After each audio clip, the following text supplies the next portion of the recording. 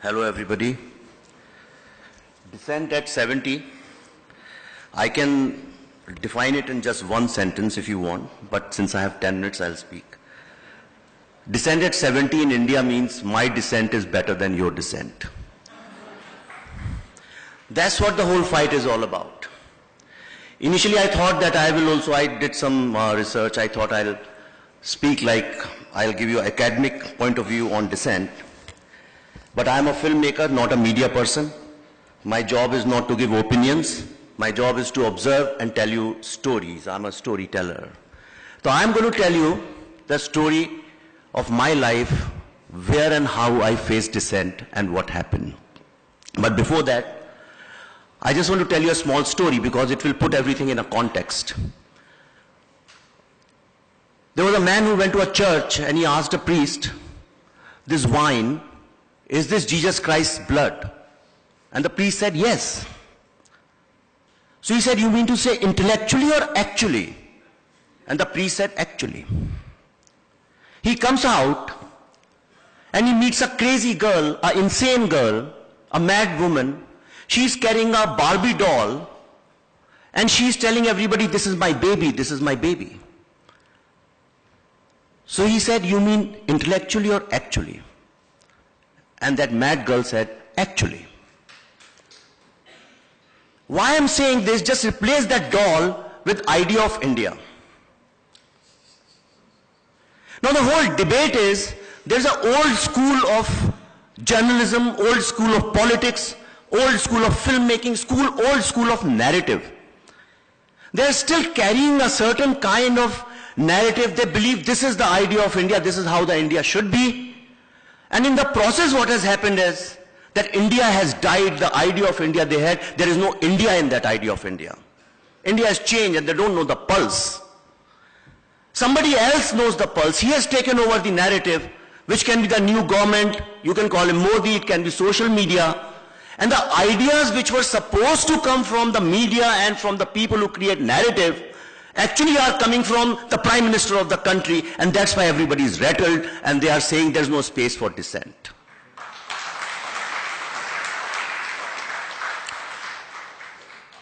I spent most of my time in advertising, then in filmmaking, so I was mostly in a capitalist world.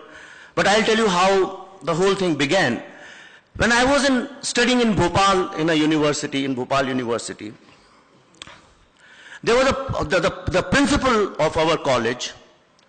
We saw him very often opening the doors of education minister's car, making him sit first and always standing, giving him a glass of water. We thought that this guy is succumbing to the establishment, and we took out a rally and we protested against him.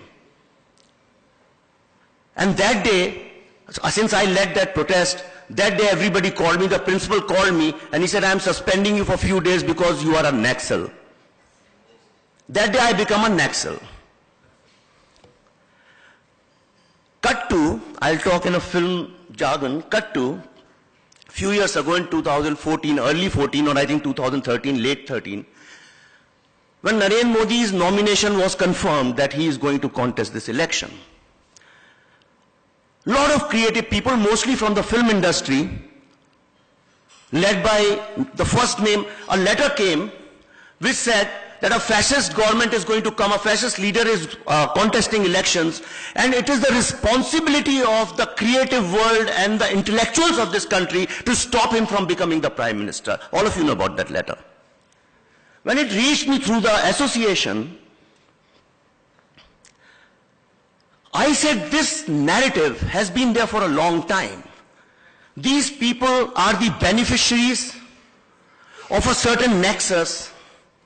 So therefore this is the establishment. That narrative was the establishment. And I was the first person who refused to sign that letter. A channel which Barkha runs, NDTV, they invited me on a 9 o'clock show. Sorry, I'm taking names because then only you'll understand what I'm trying to say. I'm not here to criticize anybody. There was Nandita Das, there was Anand Patwardhan, there was Ali Padamsee and one or two more people who are well-known people for 10, 20 years they have been talking against Modi, against RSS and all these people, and I had nothing to do with politics. I was the only person who had refused to sign that. Everybody else had signed that letter. And I was very new to this panel discussion on TV. When everybody started attacking me, somewhere as a reflex, I told Barfa, why are you guys behaving like an intellectual mafia? And that was the last day I ever came on NDTV. Next half an hour, nobody gave me the mic. Few years later, recently last year, when the Kanhaiya episode happened,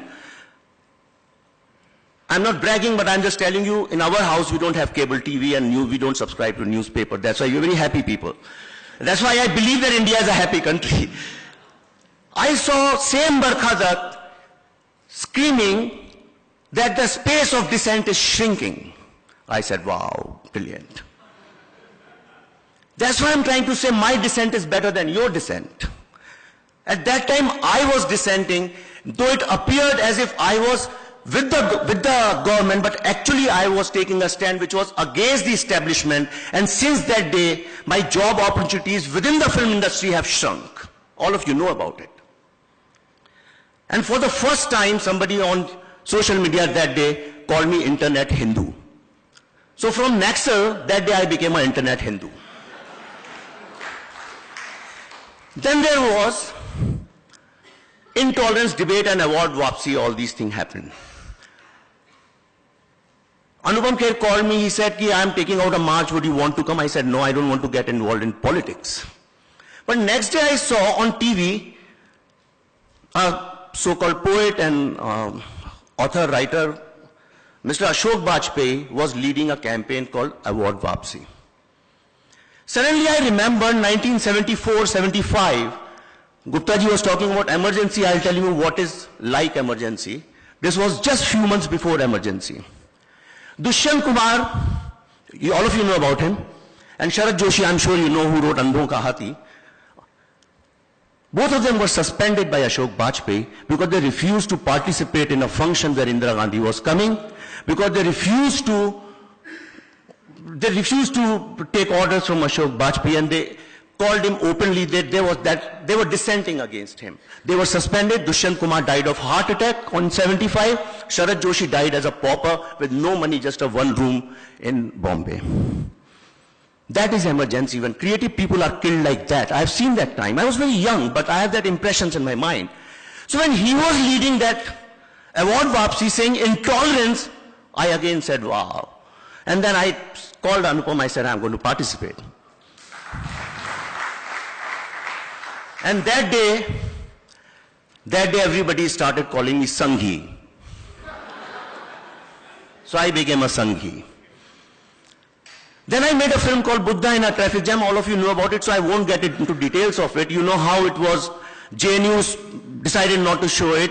The Dean of Cinema Studies refused to show the movie. And this was when Kanhaiya episode was taking place, and all the top journalists of this country, sir, I'm just telling you about the emergency-like situation. All the top journalists of the country were screaming. They were screaming that the space for dissent is shrinking. That time a very important movie came in this country, not because it was mine, the first movie ever which said that there is a possibility that there's a nexus between the intelligentsia, media, NGOs and Naxals, and it's a truth that there is a nexus. Not even one journalist stood up and supported the film. Forget the film, nobody said, I stand with your dissent. I respect your dissent, and I will report exactly what's happening with you. Rupa ji knows my shoulder was broken, my car was broken in Jadavpur University. I tweeted help. You know who came for help? The common students of India. Not one journalist. And since that day, wherever I go, I ask these small young girls and boys, the so-called the vernacular journalists of India, you know what they tell me, and this is a very sad commentary, and it really pains me a lot. Wherever I go, they say, sir, we work so hard. Day and night we are working, we hardly earn any money. Why are we called media traders? Why are we called prostitutes? It's not our fault. I'll tell you why it is happening. If you want to understand how the role of media, now I have seen in last 1 year, media people, the journalists, especially the eminent and senior journalists, always in conferences they are justifying themselves. What is happening with them? How Twitter is treating them? I'll tell you what is happening. If you remember in the movies of 50s and 60s and up to 70s, you look at the role of a journalist, a poor guy, fighting for the cause of oppressed, fighting for the society, wants to build a great India based on truth, equality and all those things, then suddenly that role changed since the advent of Shah Rukh Khan. I'm saying Shah Rukh Khan because Amitabh Bachchan then Shah Rukh Khan. The same journalist became an urban guy, started wearing trousers and jeans and shirts, sometimes started singing songs also with girls. And he wasn't concerned about national cause, the cause for a common citizen. He became localite. He started fighting for a person rather than the society. And the journalist in today's movies is shown as a corrupt, rich, filthy rich, corrupt man who is become an oppressor. So for me, that is the establishment. And anybody who stands up against him is a dissenter. So media today has lost the credibility and the right to call themselves dissenters. They have become the establishment. Why is it? I'll tell you a very subtle thing you have to understand. Our most watched movie in this country is PK. Most loved because most people have seen. No movie can be most watched if people don't relate with it and relate with the characters. Look at the irony of that movie. Look at the irony of our society and the state of media in this country today. In that movie, the journalist, all she wants is a great story and TRPs. An alien has to come and tell her and change her heart and convince her why it is important to look for the interest of a common man. That is the in-depth analysis of that movie. Last thing, I just want to say, this identity crisis, this credibility issue is coming because media has become very aware of itself. When a filmmaker or an artist starts thinking that what I'm going to write, what I'm going to create, what impact it's going to have within my fraternity, what people are going to say about it, that day he loses the objectivity of the whole issue. That's what media is doing. पर जैसे कहते हैं भगवान जब एक दरवाजा बंद करता है तो दूसरा खोलता है. Times have changed. You have to live. Mohandas Pai was giving me some brilliant statistics today of artificial intelligence and all. I think in modern times, in these times, media is the establishment, is part of a nexus, and the social media is the new dissenter. The common citizen is the new dissenter, and which is why media is spending 90% of its time criticizing Twitter and defending their own position. So now the responsibility is on you guys. Thank you.